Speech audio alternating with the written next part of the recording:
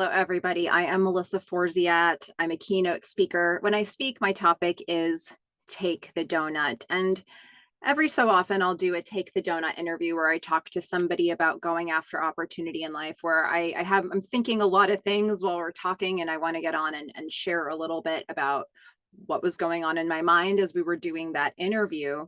I recently had an opportunity to speak with Lucia Montanarella, who right now she is the Associate Director of Olympic Games Operations for the International Olympic Committee. I worked with Lucia in Torino 2006 and Vancouver 2010 for the Olympic and Paralympic Winter Games. So I was on her team at the very beginning of my career. Those were a couple of my very first jobs. And I've thought so much about my experience working with those organizing committees and working specifically with her since those roles finished. So this was a very personal interview for me. And I was really excited to come in and sort of share some extra background, not only on my experience with Lucia, but what this interview meant to me. You know, years ago, the whole Take the Doughnut thing really came to light more for me at a point when I was writing a memoir, a personal memoir where I was really laying out things that had happened in my life. And there were certain things in that memoir that I wasn't really that interested to have them more widely published or broadcast, but there are certain things where I was, and it was all mixed together in that format. Being able to do this interview with Lucia allowed me to share some of the best parts of that memoir in a different way, because Lucia and working with Lucia has meant quite a lot to me over the years. Lucia was the first real woman in leadership that I experienced, and for a long time was sort of the only one in my career.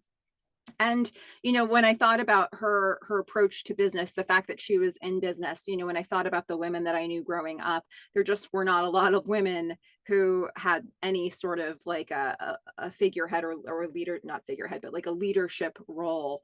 I had a lot of women who were teachers of mine who were, you know, when I was much younger, but I saw that in a different way. That was mostly an all-female environment, actually. So for me, seeing Lucia operating in a mostly male environment wasn't something that I truly unpacked until much later in my life. And just having the opportunity to see her leadership style, regardless of the context of gender, was really valuable to me. She was so great to work with, to work for. I always felt very invested in the projects that she was doing, and I was always very driven to do the best for her team, to do the best on her team that I could. Being part of her team was really valuable to me and really motivated me. And so I think about that quite a lot with Lucia. Lucia gave me my first ever opportunity to be part of the Olympic world. She said yes when she didn't have to letting me sort of be in the Olympic arena. And when I went to Torino, I had sort of negotiated myself into an impossible situation. It was post Brown University, my first major job, my first really career oriented job. And I had said, like, whatever I had to say to get myself to Italy. I was like, you don't have to officially employ me. You don't have to pay me. You don't have to fly me over. You don't have to get me a visa. I'll just do whatever I can do on my own. I'll get my own accommodation. And Lucia took me up on that offer. But then a week after I got there, she offered me a job for Games Time. And I remember just being completely blown away by that, because I went to Italy thinking I wasn't going to be in the head count ever in any capacity, that I was just going to be like in the office doing work unofficially for, a few months and then leave.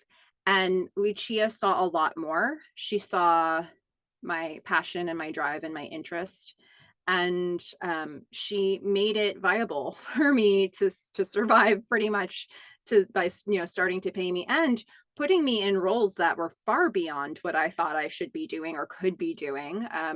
The types of tasks that I was given were well past what I thought my skill set was.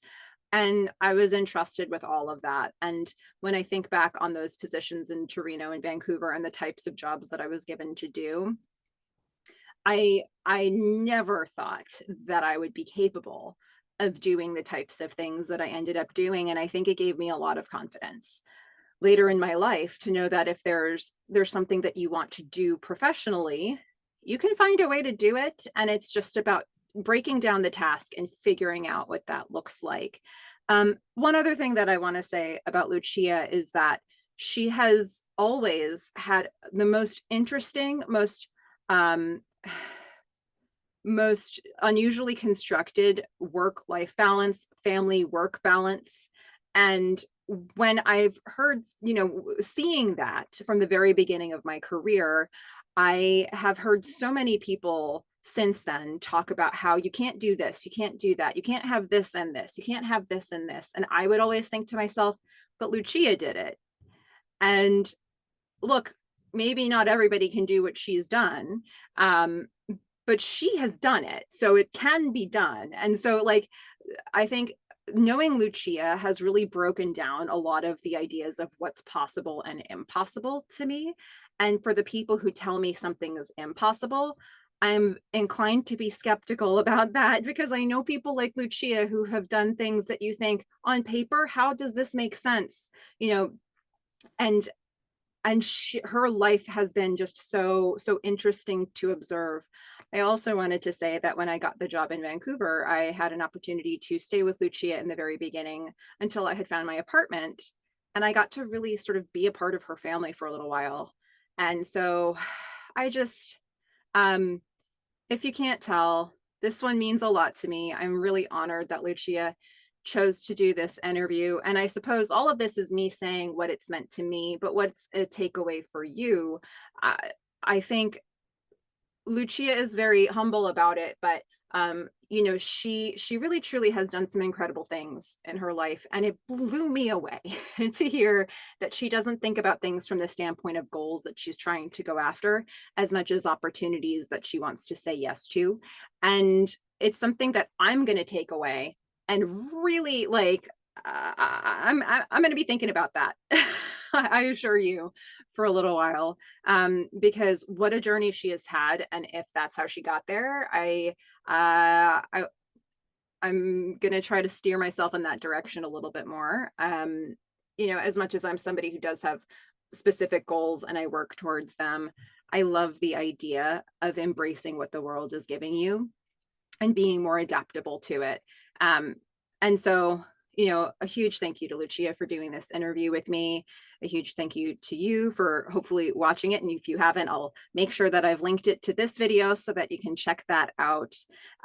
What an honor. And, I hope that this was an inspiration to you to go out there and, take the donut that you want. Me asking Lucia to do this interview was a donut for me, and she said yes, and it was a donut for her.